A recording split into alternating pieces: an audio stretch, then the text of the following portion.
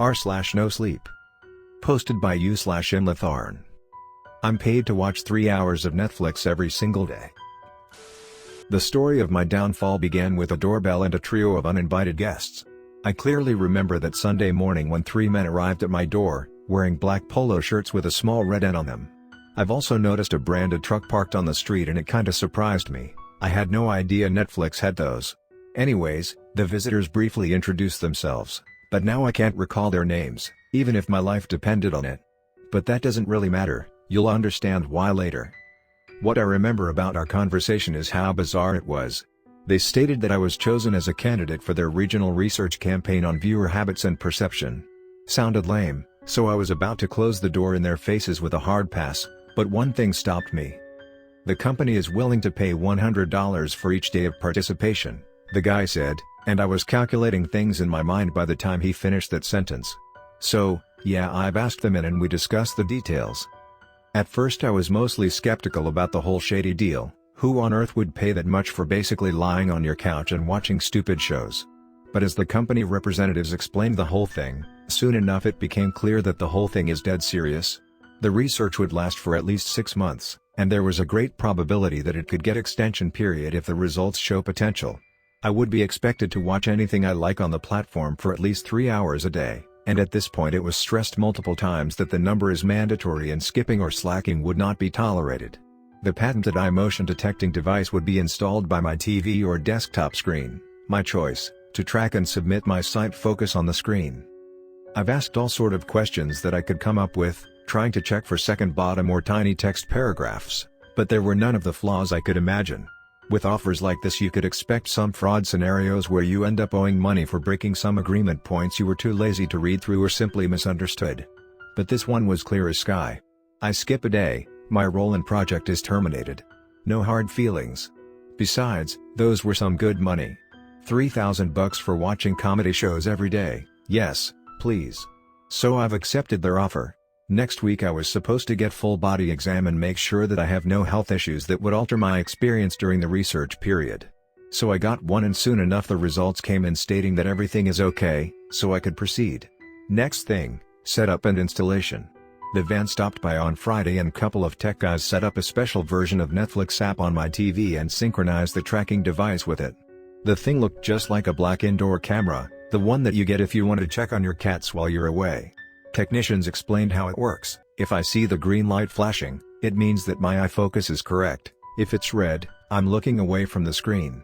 They also assured me that this thing is unable to capture video, so I shouldn't worry about my privacy or anything. Yeah, right, I said to myself, as I've decided that I'd better not feel too relaxed around this thing. Lastly, on Sunday the original trio paid me a visit and we signed the papers and I got my credentials for the test account. It came in a stylish black envelope with the same red N at the corner. The research should have started next day, on Monday. But as we shook hands and I walked them out of my apartment, I've decided to log in and have a sneak peek on the whole thing. There was absolutely no difference between regular and research accounts. Same login screen, same options. The paper with my login and password information was a wild mix of letters, numbers and symbols. As I put them in and made it through the form screen I was greeted by the home section interface. My username was set to watcher_032 and there also was a timer underneath it, which I soon understood counted the time to a research start. That was pretty much it, nothing special so I quickly lost interest. Next day, after the regular day at job I sat down on the couch with a bottle of soda and a pack of chips, ready to earn some real money. Somewhere deep inside I still thought that the whole thing is not serious and that if I will get at least $500 after a month it will be a win-win situation. That day I've decided to start rewatching The Office. Ah, what a show. As I fired it up I checked the tracker thing, it was gleaming with greenish light that turned red the very same moment I've looked at it directly. So, no problems here, good, I thought. And the other thing I've noticed, there was the thin stripe at the bottom of the screen that was barely visible when I've started and gradually filled from left to right, changing color from red to orange to yellow to green, and I got the idea that it represents my duty time for the day. Indeed, as I've hit the 3-hour mark, it flashed a couple of times and disappeared as if saying, your job here is done. See you tomorrow. But one can't get enough of The Office that simple, so I've sat there some more finishing my drink and eating all the snacks. Next day the story repeated itself. And the next day. And you know what's great? Each morning, As I've checked my bank account, the sum there went up with a fresh 100 lying on top on my shamefully small pile of savings. Soon enough I got the full taste of my new life as a lab rat. I had money, I could buy stuff, I could quit the job if I wanted. I hated it there and the pay was low, so I did. Now my day belonged just to me, so I could do stuff. Go have breakfast in that place across the town instead, choking with granola bar on my way to the office, sure. Go under in the vinyl records store instead of a boring ass meetings? Yes, please. My new job was not demanding at all, no reports, no forms, no calls. Just be there and have fun for 3 hours. Or more. Do you know how many great shows are there on Netflix? I was basically living the dream. I have even stopped my clumsy attempts with cooking. Why would I cook, if I could just order?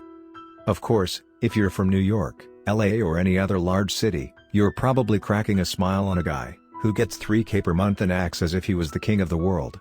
But luckily for me, I live in a small rural town and those are real money here. Couple of weeks later there was a storm and electricity went down. I didn't notice that as I was sleeping late, so the phone call woke me up. Mr. Grayson, we are aware of the problem. The issue will be fixed in shortest term possible. Feel free to continue as soon as things go back to normal, the voice in the speaker said, and I had to get myself a good old mug of coffee to understand that was somebody from Netflix. Yet indeed, 3 hours later the light was on again, so that evening I could return to watching stuff. As the calendar marked 3 months since experiment start, I've got another uninvited guest. This time it was a doctor, who introduced himself as Dr. Kowalski. I've remembered the name, as one of my grandmothers was Polish. He explained that I should go through a general checkup to see if anything changed with my health during the past months of the research routine. So a flashlight to my eye, that horrible doctor thing to my ear, temperature measured, and he went away satisfied. And so it would continue for more boring pages describing me putting the money to trash and building symbiotic relationship with my couch if I'd not meet the worst enemy of the man, boredom. After 4 months from the start of the research, I've watched everything I had in my backlog and had no time for, when I had a regular job. By the end of the 5th, everything that looked more or less interesting to my eye, but was not good enough to binge earlier. Half a year later, I've watched all the things at the bottom of the sci-fi and fantasy section. And by the end of the year I was just sitting there, watching Brazilian soap operas and cooking shows. And that goddamn tracker was as if winking at me with red light each time I've decided to look away at my phone or just at the wall behind the TV. I was literally bored to death there, I was dying inside bit by bit. But hey, money makes the world go round and I knew no better way to get some in more stylish and convenient way. So there I was every day, sitting at my couch with my eyes glued to more troubles of Señorita Velasquez or whatever her name was. I've tried to overcompensate my boredom with new things. I've bought a bunch of new trendy clothes, had a pretty expensive haircut, bought myself PS5 and all the variety of beer I could find in our town. It didn't help much. It still felt as if something was sucking me out dry day by day, and God no, I'm not speaking about creepy life force sucking program or anything. It was boredom, that just in a manner of the Chinese water torture drove me crazy 3 hours per day. It all ended in one night. That day I've turned the TV rather late, around 20:45, and picked some documentary about forging and iron works. But then the unexpected thing happened. I woke up, realizing that I woke up, meaning that I felt asleep. I rushed and checked the clock, it was 0:11. I've turned on the TV, as it automatically went to sleep mode due to stupid automatic switch-off timer. Green planet my ass. As Netflix loaded there was a black pop-up screen saying just one thing, Watcher_032 account suspended. Returning to login screen in 10, 9. Oh shit.